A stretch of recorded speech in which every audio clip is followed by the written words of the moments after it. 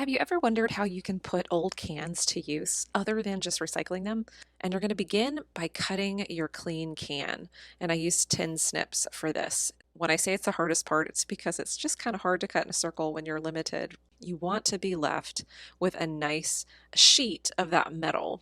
Once you've got it flattened out, you're going to want to cut the metal into rectangles, and the size is really up to you. Next, you're going to set aside those metal pieces and cut the coat hanger into, for me, based on the size of, I then took a pair of pliers, also the snips, and made a bend at the top. Think of it like a stand for a garden flag. To me, that's what it really resembled, so that I could slide on the little metal pieces that I'd made. I took them outside and stuck them in the top of a box to paint. This is a really easy way to paint something without making a huge mess. I chose black so that my letters would stand out. Once your little tags are dry, you can use paint if you're skilled, or a bright colored Sharpie like this silver one here, to add plant names. Once the Sharpie or paint is dry, you can use these tags indoors or out. If you're going to use them outdoors, I would also suggest a nice clear coat finish after you're done labeling so that it doesn't wear off in the rain. But it's a perfect way to know what plant is what, indoors or out. Grab tin cans and a napkin for this brilliant porch decor. I washed 3 tin cans from the recycling, removed the labels, and scuffed up the surface with a wire brush. I wiped clean with a cloth and spray painted the outside of each can with Rust-Oleum paint and primer white spray paint. While that was drying, I spray painted some metal chain black to match the black hook and chain that I had left over from a hanging planter. I set that aside to dry. Once the tin cans were dry, I used a small drill bit to drill 3 holes evenly spaced along the top edge of the tin can. I drilled holes in the same spots at the bottom edge and the same spots again at the very bottom of the tin can. In total, there were 9 holes in each tin can, and I did that for all 3 cans. Then I cut the napkins into smaller pieces and cut around the birds.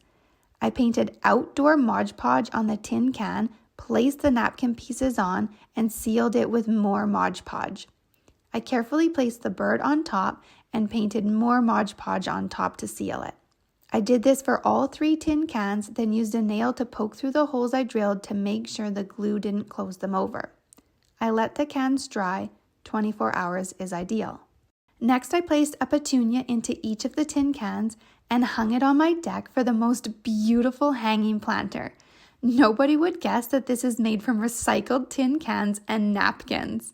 I hope this inspired you to create your own decoupage tin can hanging planter. I saved 18 tin cans from the recycling. I used a can opener to remove the top of the can, and then I cut the rest open with tin snips. I washed both sides with soap, water, and a scrub brush, and then I dried it. I placed a strip of double-sided foam tape along one side of the tin and then cut it so it was the same width as the tape. Then I cut it into smaller sections about 3/4 inch length. I peeled the back of the tape and placed the tin on a rubber inflated ball. After the middle row, I added rows alternating between the top and the bottom sides. When I got to the more curved part on the ball, I left a little triangle space between each tile, and then I cut my tiles in half on an angle, used those pieces to fill in the blanks. I glued it to a thrifted candlestick, and now I have the most gorgeous gazing ball, perfect for my garden. I hope this inspires you to get creative with tin cans and make your own gazing ball. I grabbed a corrugated cardboard box and a tin can from my recycling for this elegant home decor. I cut the cardboard about 1/4 inch taller than the tin can. I wet a tea towel and pressed it onto the top of the cardboard to make it damp, not wet. This helped to loosen it so I could pull the top layer off and expose the corrugated part. Then I flipped it over and painted the top 1/2 inch and top edge antique white using acrylic paint. I flipped it back and painted the whole corrugated surface in antique white, and then I started blending with the other colors. I used a sponge to add black, gray, and I spray painted some silver for a metallic touch. I added more antique white on top and blended it all together using my paintbrush. Once dried, I wrapped it around the tin can, hot glued it together, and now I have a knockoff galvanized zinc vase, and you'd never know it came from the recycling bin. I hope this inspired you to dig into your recycling and create your own galvanized zinc-inspired vase. We're going to need 5 soda cans. Make sure they are rinsed out or rinsed out pretty well and dry on the inside. Now we're going to go and take a razor blade. This is one that I have that is a handheld one, and these are so much better to go and use than just a normal blade. Go and cut the top of the can. After you have it at least half of the way cut, you can go and take a pair of scissors and then go and cut off the top of this can. Now, as you're cutting any of these cans, always keep in mind that this does have a sharp lip to it, so try to keep your hands away from it and try to go nice and slow as well. Go and turn your scissors or your blade, and then go and cut off the bottom. Any scraps that you do end up having from this craft, make sure to go and recycle. The bottoms, the tops, and pretty much any little bit of this can is recyclable after it's cut. Now go and clean any of this residue that might be in any of the cans, and after they're dried off, we're going to go and flatten them slightly. Go and take the cut piece of aluminum, fold it, make sure you don't really leave a mark in the center. Now we're going to go and cover all of these with just some sort of cloth, and we're just going to apply a small amount of heat to it with an iron or anything that you have like that. It does help to go and flatten it out just slightly. Now let's go and draw some leaves. Do these of different sizes. It should look kind of like what a teardrop looks like, and cut them out. You can fit anywhere between 5 to about 10 of these on every one of these sheets of aluminum. As you're cutting these, go nice and slow. The edges can be very sharp on the can pieces that are cut. Now that we have all of our leaves cut out, let's go and mark it down the center with a metal tool that we have. Go and put some little branches off for the leaf that's there. And it's probably a good idea to go and have a reference up. There's a couple of ways that you can go and do this. You can either go and take this and fold it into the middle up. I will be using these for the end of my longer pieces. Or you could just have it like this where it's just slightly curved. Now that all of our leaves are shaped, let's go and cut some floral wire. I'm leaving some of these pieces a bit longer than honestly what I'm going to need, and that is more than fine because if I want to make these larger, I have at least the wire to do so. Now let's take our glue, use a very generous amount of it, put it onto the back end of one of your leaves, and then go and stick down the wire onto this piece. You might have to hold it in place for a couple of seconds, and now for this one, this is one of the pieces that I folded upwards, and I'm sticking this onto the end of this piece of wire that is a lot longer than the other ones that I'm using, and it's about 2.5 feet long. Now let's go and continue to glue down these pieces. And this glue does dry pretty quick, so it took about an hour and a half for it to be fully dry. Now you can go and spray paint it. I'm starting off with just a very light green base, and after that green base is done, I'm going over everything with a black that is very light. Then I'm just going to wait for this to dry, and really didn't take too long. I did this on a nice and hot day. So after this side is dried, which I honestly still wanted some of the can to be showing at the bottom, I think it looks kind of cool. Now onto the other side. Use green spray paint first, a small amount of yellow, and then at the edges of every one of these, use a very light amount of black spray paint. This is going to make it look a bit more plant-like, and it gives it just so much color, and these look so cool after they've dried. And I waited about a day just so everything was fully and totally dried and didn't come apart. Now I'm taking the larger leaves that I have, putting them at the top here, and I'm kind of just going down from there, and continuing to go and attach all of these leaves. Now these pieces have a bunch of wire here, which is fine. I'm just going to cut them, size them a little bit, and then again, go and twist these down. Let's go and grab some wooden dowels. We're going to go and take the wire and twist it around, and make sure it does hang down a good amount. You're going to take at least 2 or maybe 3 of these and have them on wooden dowel. Try to get it centered or close to the center. Now go and fill up your metal tin or your planter. Take the wooden dowel, go and bury it into the dirt that you have here. After it's buried, go and move the pieces of leaves around. Just go and space it slightly, make it look a little bit poofy, and also have some of these pieces hang down. Here's what it looks like so far. It looks pretty cool. And I have this one extra piece that is off to the side, so I'm taking one more wooden dowel, going and twisting it, and like I did with the other one, burying it into the dirt. Now this is what it looks like after it is done, and it honestly looks pretty real. You wouldn't even believe that this was made with aluminum cans. Go to your local dollar store and grab a few glass candle holders. For this craft, I am using corks. These are from a tequila bottle, but you could also use regular corks, or you could just use wooden knobs instead. These glass candle holders you would have picked up earlier over at the dollar store. Jars of all sizes. I have 4, but you should see my cabinets. I collect these things, and probably a lot of us do as well. Take off any stickers that are on these jars. This one has sat for a while, so there's a good amount of residue left behind. Use some Goo Gone to get off any residue. Surprisingly, the dollar store actually had some Goo Gone when I was there, so make sure to look when you are there as well. Wipe off the jars with a clean paper towel, remove the cap, and go and wash the jars. Take your lids outside and spray paint them. These needed 2 coats of spray paint, and yours probably will as well. Let these dry and move on to the glass candle holders. I am putting a very light coat onto these. You could also put a darker coat, but I just want a light coat because I think it's going to look better. The corks also, I realized, fit in the top, so I was able to spray the top, let it dry, and then spray the bottom. Mix up some 5-minute epoxy. Again, your local dollar store might actually have some of this. Use this in a well-ventilated area with gloves on. After it's mixed, dip your knob into it and center it onto the painted lid. Repeat this for all jars. Move on to the candle holders. Dip it and center it on the jar. Keep in mind you only have 5 minutes to work with this, so if you need to adjust it fast. After about 5 minutes, check to make sure everything stays in place. Now let's place these in the bathroom. These jars are all different sizes, so I wanted to place these from large to small. Now let's fill these jars. You can really put anything into these that you want to. I ended up choosing hair clips for the biggest one, some Q-tips, smaller hair ties, and also cotton rounds, since I really do use a lot of these. These Apothecary jars will help you organize your bathroom items, are upcycled, and look really cool. For this project, you're going to need a tuna can. Next, we're going to make some soapy water, and we're going to clean out the can. We want to make sure all of the food particles are removed.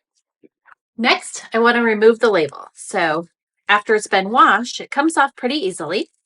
You simply peel it off, and you can clean up any of the sticky stuff with a little Goo Gone if you want, or leave it depending upon what you're going to do for this next step. Now that we have this cleaned up, you are going to decorate it. And you could do a lot of different things. You could spray paint it, you could leave it as is. But one of my favorite things to do is use something that I can interchange depending upon my seasons. So with that, I could use ribbon, I could use duct tape, I could use different kind of ribbon, tape, anything I want. So I'm going to start by taking some painter's tape. I'm going to remove it here. And I'm going to place it onto the can. I'm going to go all the way around. Now I can always adjust it. So basically what I'm doing is trying to find how much I need and then give a little extra. So now that I've got it on there, I'm just going to press it to get it nice and firm. And again, one of the reasons I pick painter's tape is because then I can remove it and put the next season on it if I want, because this is a project that I'm going to be able to leave outside.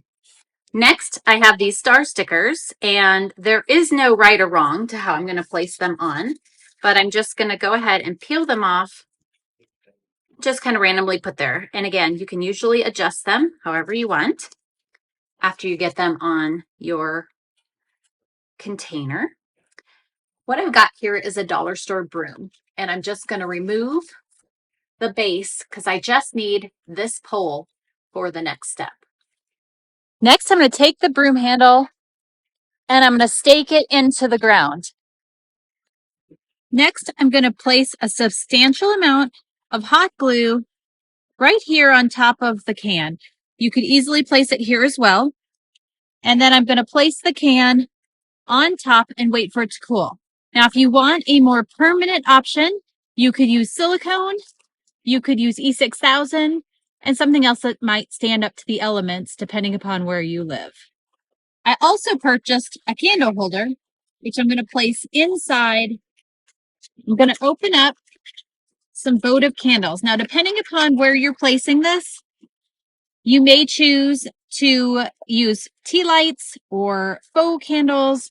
So with this being a mulch area, I will probably swap this out for a battery operated tea light instead, just for safety. For my second one, I'm using one of these bud vases, and I'm going to place that right inside as well. And the same thing, simply grab a candle and place it inside. And again, you could use alternative options. This area is right underneath our cottonwood tree. And my kids love to sit on this bench we made together. They also love this hammock. So they hang out here with their friends and lounge around. So I provided some extra lighting in this space for them. In addition to this, it'll be used all season long, and I can adjust the tuna cans for the fall, winter, or any time of year. And I hope this inspires you to create some dollar store lighting of your own. So I'm going to start this project with a empty marinara jar, and then I'm bringing out Mod Podge, and I'm taking food coloring and putting the food coloring into the Mod Podge. Now, what I'm trying to accomplish in this is I want each of my bottles to look a little different. So I made sure to make smaller batches of each color that I want to use, but I'm essentially mixing it all together to turn it into kind of a murky brownish green color. So now that I have the color brown that I was looking for, what I'm going to be doing next is I'm getting out a cookie sheet and some newspaper. I'm laying the newspaper on the cookie sheet. And what I'm going to be doing is I'm pouring the mixture, the Mod Podge mixture, into the jar, and I'm spinning the jar to try and get as much coverage on the interior of the jar as I can with the Mod Podge mixture. And then once I've covered as much as I need to, I'm going to set my jar upside down so that the top is facing the newspaper and allow it to kind of dry and kind of let the excess drain out.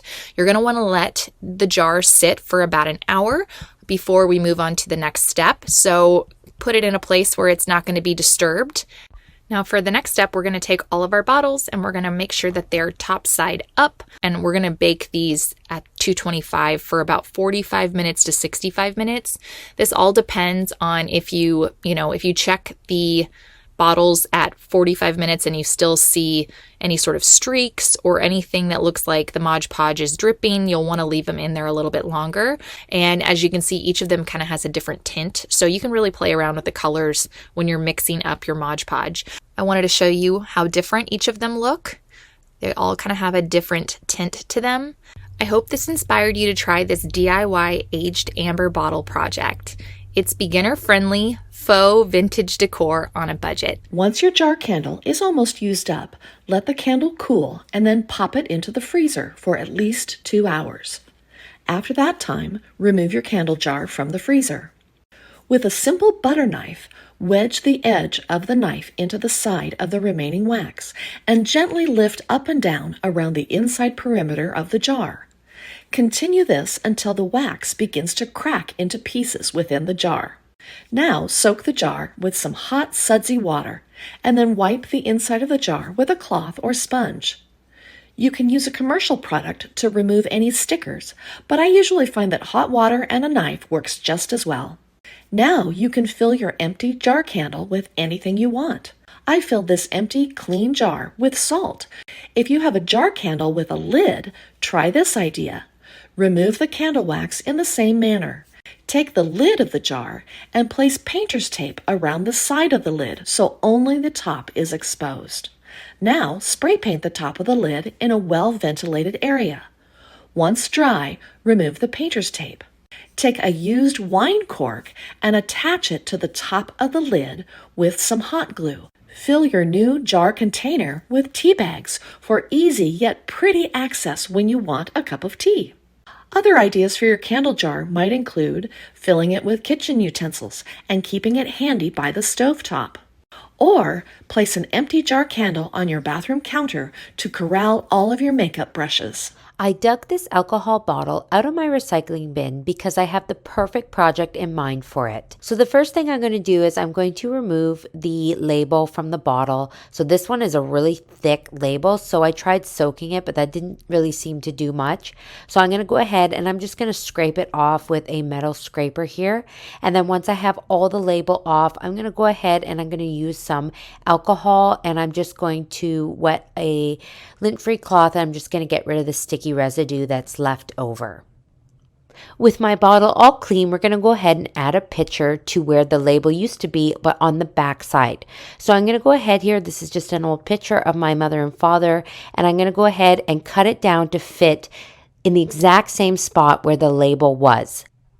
Once I have my picture sized up correctly and it fits exactly where the label was, I'm going to go ahead and take some matte Mod Podge, and I'm going to just take a brush and I'm going to brush it onto the back side of the alcohol bottle, making sure that it's nice and thin, not thick, drippy coats. We don't want that because then the picture will bubble. So I'm going to go ahead, once I have it nice and even, I'm just going to place my picture face down into the Mod Podge, and then I'm going to take a scraper and I'm going to smooth down the picture, removing any air bubbles. I let that set for a good 2 to 3 hours, and then I'm going to come in with some just plain white chalk paint, and I'm going to paint my entire back side of my bottle. And then for the front side, I want to make sure I leave a little window here so we can see the picture in the back. So I'm just going to tape it off with some painter's tape and then continue painting around the entire bottle, leaving the window open.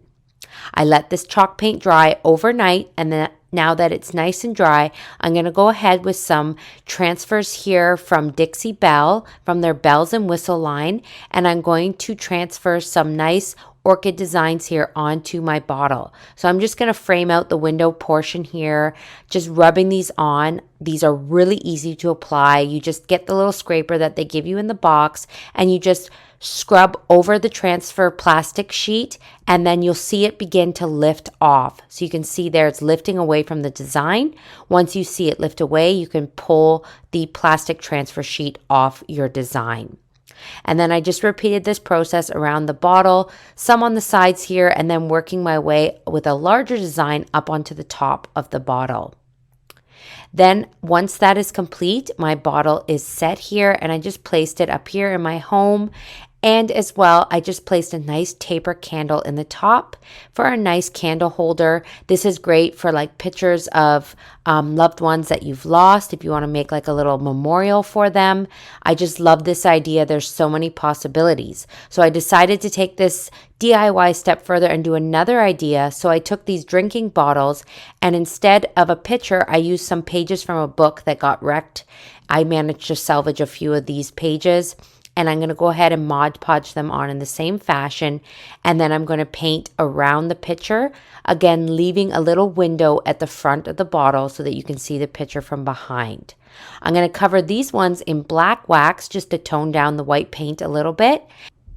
And then instead of using a transfer design, I'm going to go ahead and I'm going to do some gold leafing just around the edges of the bottle where the window frame is, just to give it that nice, elegant, classy touch. And then once I've done that and let them set, these are my candle holders here. So this is just a little different design, same idea of project, just putting a different spin on it. So these ones as well, I put my taper candles in, and I am in love with this project. I really hope that this inspires you to get creative with this one, put your own spin on it, and do whatever kind of designs that you like. I grabbed glassware from the thrift store and completely transformed it. I mixed Mod Podge with 3 drops of blue and 1 drop of yellow food coloring, and then covered it on the outside of the glass using a foam brush. Make sure to apply an even thin coat so it doesn't drip. For the second color, I used 3 drops red and applied it to another glass. The third color, I used 1 drop blue and 3 drops red. For the next color, I used 4 drops blue, and for the last color, I mixed 5 drops yellow and 1 drop red. When they were completely dry, I applied a second coat and let that dry overnight. I melted some old tapered candles and reused the wick once all the wax melted. I wrapped the wick around a wood skewer and placed it over top in the center of each glass. Next, I poured the hot wax into each glass and let it cool. I added a bit more wax and trimmed the wicks once the wax hardened. Now I have these unique colored glass candles to enjoy. I hope this inspired you to create your own colored glass candles from thrifted glassware.